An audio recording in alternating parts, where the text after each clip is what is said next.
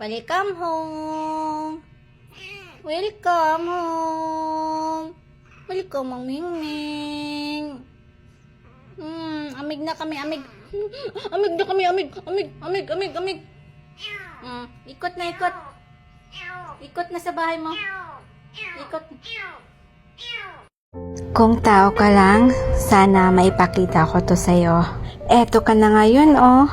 Ibang-iba ka noon kesa ngayon. Sa totoo lang, hindi ko alam kung ano ang hatid ko para sa'yo. Unang kita ko pa lang sa'yo noon ay awang-awa ko sa'yo kasi hindi ko alam kung ano ang gagawin ko. Papasok ako ng trabaho noon nung nakasalubong kita. Pero sabi ko sa'yo noon na babalikan kita. Habang nasa opisina ako noon ay ikaw yung nasa isipan ko. Niisip ko na sa pagbalik ko ay nandoon ka pa. At laking pasasalamat ko kasi nandoon ka pa at natulungan ako ni tatay para makuha ka doon. Kung tao ka lang sana, maikukwento ko talaga sa'yo. Alam mo ba nung kinukuha kita, ang tapang mo. Kaya si tatay na lang yung kumuha sa'yo at inilagay ka namin sa box. Nung pauwi na tayo, alam mo ba, ang lakas-lakas mo. Gusto mong lumabas sa box. Takbo na nga yung ginagawa ko para lang makauwi agad sa bahay. Awang-awa nga ako sa'yo nun kasi baka hindi ka na makahinga. Pero alam ko,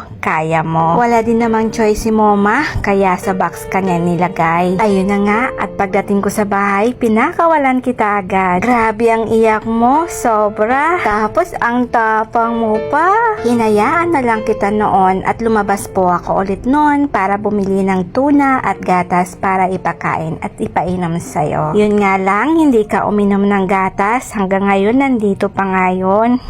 Pero nung pinakain na kita ng tuna, yun, naging okay na tayo. Kung tao ka lang sana, marami akong ikukwento sa'yo. Maliban sa anak ko at sa mga taong nasa paligid ko, isa ka sa nagpapalakas sa akin. Kahit anong hirap sa buhay, basta manalig lang, merong darating na sasalo sa'yo. Parang ikaw at ako.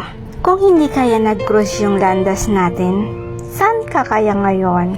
May kukup-kup pa sa'yo na tulad ng ginawa ko? O hanggang ngayon, nasa daan ka pa rin na umaasa na may sumalo sa'yo? Kahit pusa ka man, ang masasabi ko lang sa'yo ay love na love kita. Among mo!